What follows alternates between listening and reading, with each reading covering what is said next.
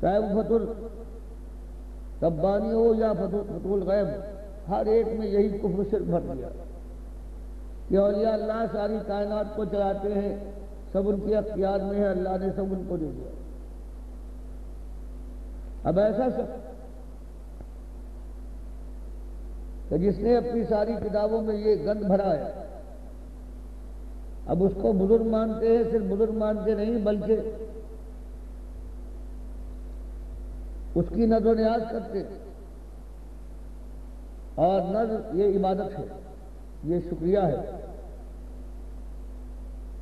اللہ کی نظر کی جائے، اس کے غریب بندوں کو تقسیم کیا جائے تو یہ اللہ کا شکریہ اور اللہ کی عبادت ہے، جائز اور حق۔ اور اللہ کے بندے کی اگر نظر و نیاز کی جائے تو یہ کفر اور شرک، جس چیز پر نظر و نیاز ہو وہ حرام، وہ سور کے گوشت سے نجس قرآن نے 4 جگہ بیان کیا۔ آپ دیکھیں کچھ دن گزرنے کے بعد پھر دیگیں چڑھے گی، پھر 11ویں کو وہ دیگ کہلائے گی، اور اس میں کہیں چاول پکڑے ہوں گے، کہیں کھیر، اور یہ بانٹی جائے گی۔ یہ تبرک اور یہ بابرکت چیز سمجھ کر تقسیم کی جائے گی، اس میں ثواب سمجھا جائے گا۔ تو یہ نظر و نیاز کا شرک، اللہ کے لیے گالی ہر جگہ پوری امت کے اندر، کراچی سے لے کر اور پشاور تک اس طرح سے عام ہے۔ اور یہ جو حرام کھانے والا مولوی ہے، مدرسے میں تعلیم دینے والا یہ مدرس ہے، یہ اسی حرام کو کھا کر اس کو جائز قرار دیتا ہے اور اپنے پیٹ میں اس کو اتارتا ہے، اور خوشی خوشی کیسے ساری شرک کی باتوں کو اس نے پھیلایا ہے۔ اسی کے پاس زور ہے، ممبر اس کے پاس، محراب اس کے پاس، مدرسہ اس کے پاس، قلم اس کے پاس۔ تو اس طرح سے دنیا میں آج جو شرک اور کفر پھیلا ہوا ہے، وہ امت کے اندر اس کی رگ رگ میں اتر گیا، اور مالک نے اس کے لیے فرما دیا ہے کہ ایسا آدمی جو شرک اور کفر کرنے کے بعد پھر توبہ نہ کرے تو اس کے لیے ہمیشہ ہمیشہ کے لیے جہنم کی آگ ہے، اور پھر وہ چیخے گا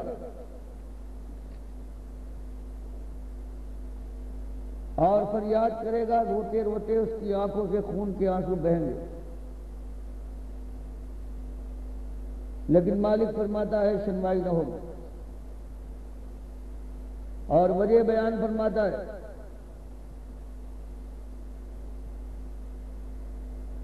کہ یہ لوگ جب اللہ کی بارگاہ میں میدان محشر میں پہنچیں گے اور عذاب کا پورا برسنے والا ہوگا، تو یہ چیخیں گے، فریاد کریں گے، کہیں گے قالوا ربنا امتنا اثنتین واحییتنا اثنتین فاعترفنا بذنوبنا فهل الى خروج من سبیل، کہ مالک 2 زندگیاں دی، ایک دنیا میں اور ایک اب، اور 2 موتیں، ایک جب ہم پیدا نہیں ہوئے تھے، ماں کے پیٹ میں نہیں آئے تھے، جو ہمارا دور گزر رہا تھا، اور پھر دنیا میں آنے کے بعد۔ اب ہم فاعترفنا بذنوب، اب ہم اپنے گناہ کا اقرار کرتے ہیں کہ ہم نے شرک کیا، ہم نے تجھے گالی دی، ہم نمک خوار ہونے کے بعد نمک حرام بن گئے،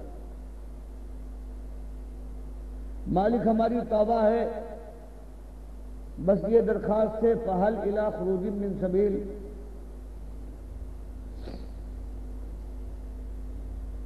کہ مالک کوئی راستہ ہے جس آگ کے عذاب سے ہم بچ جائیں۔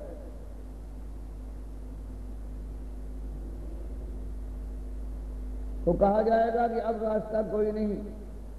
یہ اللہ کا انصاف ہے، ظلم نہیں۔ وجہ یہ ہے کہ ذالکم بانہ اذا دعی اللہ وحدہ کفرتم، کہ تم بھول گئے دنیا میں جب توحید کا ذکر آتا تھا کہ مالک کو اپنا اکیلا مالک مانو، انبیاء اور اولیاء کو سر کا تاج بناؤ اور ان کی غلامانہ زندگی کی پیروی کرو، تو اس توحید کو سننے کے بعد کفرتم، تم انکار کرتے تھے، کفر کرتے تھے۔ وہیں یشرک بھی تؤمنوا، اور اگر اس کے ساتھ شریک کرنے والے اور داتا اور دستگیر اور بندہ پرور اور بندہ نواز مشکل کشا اور مصیبت دعوات بنا کر پیش کرتے تھے دوسرے اللہ کے بندوں کو، تو خوش ہو جاتے، ایمان لے آتے تھے کہ بالکل صحیح ہے۔ تو اب اس کے بعد پھر چیخ و پکار کیسی؟ اب تو فالحکم للہ العلی الکبیر، اب تو اللہ نے فیصلہ نافذ فرما دیا، مشرکوں اور کافروں کے لیے ہمیشہ کا آگ کا سما بندھے گا، اب جنت کی خوشبو تک نہ ہو پائے گی۔ اور وجہ یہ ہے کہ تم نے اللہ کی بات نہ مانی، تم نے اللہ کی طرف سے آئی ہوئی بات کو رد کر دیا، اور جو تمہارے بڑے کہتے آئے بغیر سوچے سمجھے، تم نے ان کی بات پر لبیک کہی، سمجھانے والوں نے سمجھانے کی کوشش کی، تو اس کے بعد جانے سے باہر ہو کر ان کو اپنا دشمن مانا۔ تو بتاؤ، اب اگر تمہارے اوپر یہ آگ کا سما بندھا ہے اور تم نے اپنی اولاد کو، اپنے عزیز داروں کو، اپنے پیاروں کو بھی اپنے راستے پر چلا کر اپنے ساتھ آگ میں دھکوا دیا ہے، اور وہ تمہارے اوپر لعنت کر رہے ہیں کہ دنیا میں سب کچھ کیا اور اصلی بات ایمان کی بات نہ بتلائی بلکہ شرک کی طرف لے گئے، اپنے ساتھ ہم کو یہاں کھینچ لائے ہو، اور تم ہماری ماں تھی اور تم ہمارے باپ تھے، محبت کے دعوے اور ممتا کا اعلان تھا، اور اس طرح سے ہم کو اپنے ساتھ آگ میں کھینچ لایا۔ فرمایا اس وقت کیا بنے گی؟